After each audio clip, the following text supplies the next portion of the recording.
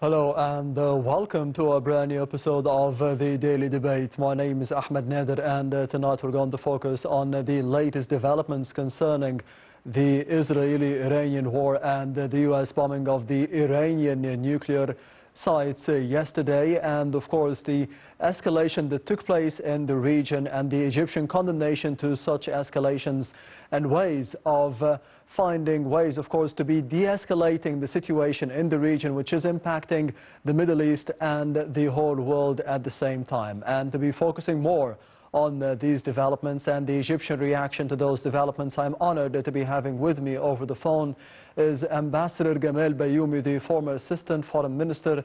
Mr. Ambassador, thank you very much for being with us tonight on the Daily Debate and Nile TV International. Thank you, it's my pleasure. Anytime, the pleasure is all mine. Of course, we did see today His Excellency President Abdel Fattah al-Sisi conducting a number of phone calls, one of them with the Sultan of Oman, Haytham bin Tariq, discussing what happened and the U.S. strikes against Iran and the Iranian nuclear sites in specific, finding ways of de-escalating the situation. How did you see the strikes of the United States, of course, according to Donald Trump's orders yesterday against the Iranian nuclear facilities, and on the other hand, the Egyptian condemnation to those acts? I am afraid that we are living a very strange situation. The justice in our world is becoming in a severe attack. We are attacking Iran, which never proved that it has nuclear weapon, and the attacker is Israel, who is proved that it has 300 warheads of nuclear weapons. Then with the help of the largest and the biggest economy in the whole world. Very strange problem, very strange situation, and we have to be very careful, and I am addressing our public opinion, who is not satisfied at all, and they are waiting for a sort of reaction. We cannot react immediately by force, but we react by all the means of diplomacy and negotiations, going to the United Nations General Assembly, because the Security Council is closed because of the American veto. And really we have to be very careful with our movements in the next days and weeks. And here our President is calling his counterparts everywhere immediately in our immediate neighborhood, because even the Arab world is not in good health. Half of the Arab countries are not stabilized. Look to what is happening in Syria with 5 foreign forces inside it. Lebanon is attacked all the time by Israel. Palestine. Then you go on the western side, Libya is divided. Sudan, the army itself is divided. Yemen, which is supposed to be in the Arab League, is attacking our interests in the Red Sea. So it is a very complicated situation. So Egypt and the Gulf states, and maybe also Algeria and Morocco, are still standing on strong feet, and we have to coordinate and cooperate and consult each other in order to have a sort of a common stand to face this very strange situation, in order to make sure that we are in a safe position, although we are surrounded with wars everywhere.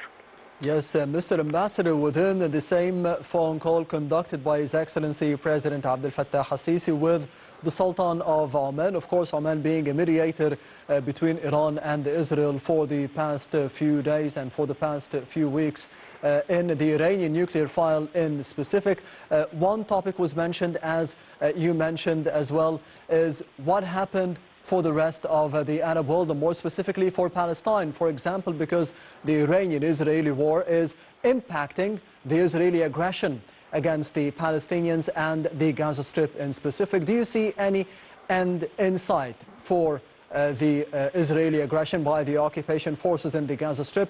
Do you think that there will be a ceasefire in the future? I am not here, although I am always optimistic, I am not very optimistic here, because we were waiting that we thought that Israel cannot open two fronts in the same time. And because Israel is relatively a small country in number, they cannot fight for a long time. This proven not true, because a huge help from the United States is there. So although they are attacking Iran, and we expected that they will be less aggressive against Gaza, no, on the contrary, they are opening this front with Iran. And while we are engaged with Iran, they started to escalate the situation in Gaza also. Very strange situation, and really, as you well know, there are people in the political life in Israel who are benefiting from these wars. United States is benefiting from this war. The industry of armament also is the largest beneficiary of such a civil war everywhere around us.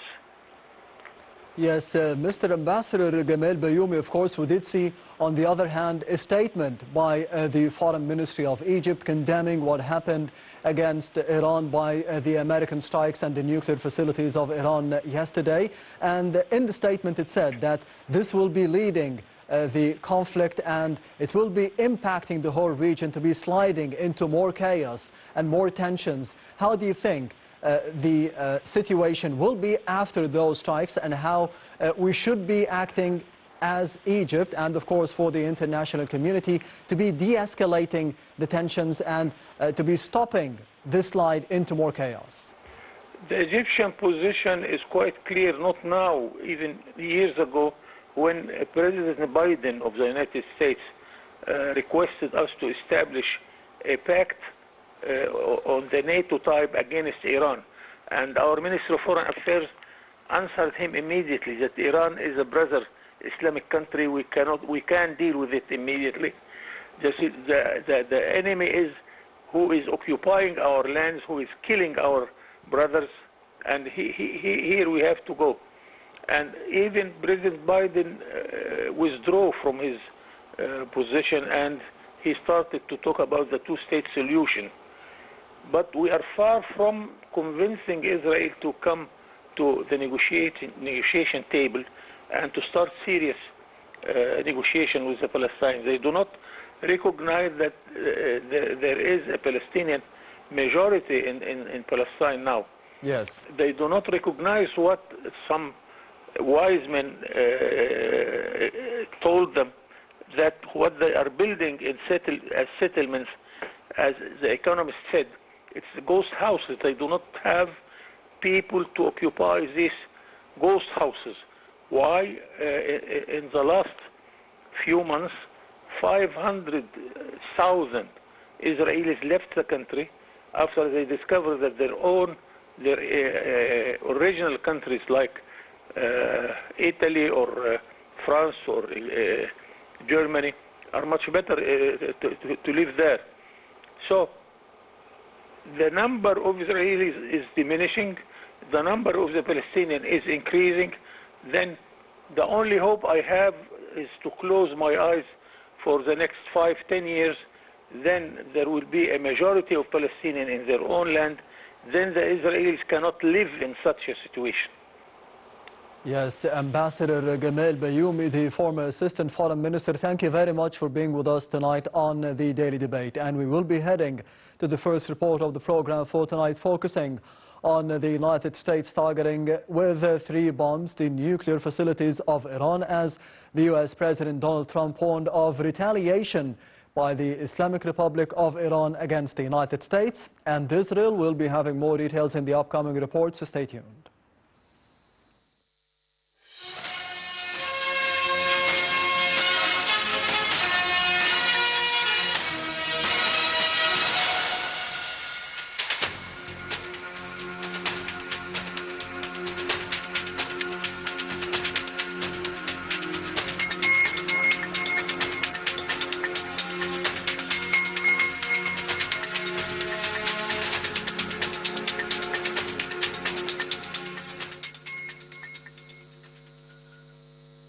The U.S. attacked the 3 sites tied to Iran's nuclear program, President Donald Trump said Saturday night. He later warned Iran against retaliating and said he hoped further strikes wouldn't be necessary.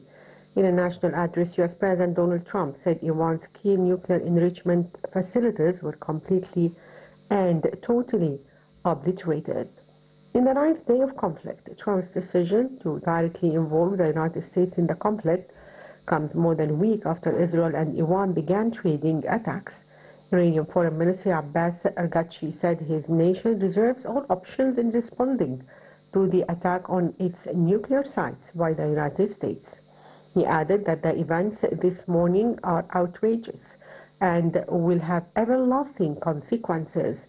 In accordance with the UN Charter and its provisions allowing a legitimate response in self-defense, Iran reserves all options to defend its sovereignty, interests, and people. He characterized the U.S. attacks as a grave violation of the United Nations Charter, international law, and the Global Treaty on the Non-Proliferation of Nuclear Weapons.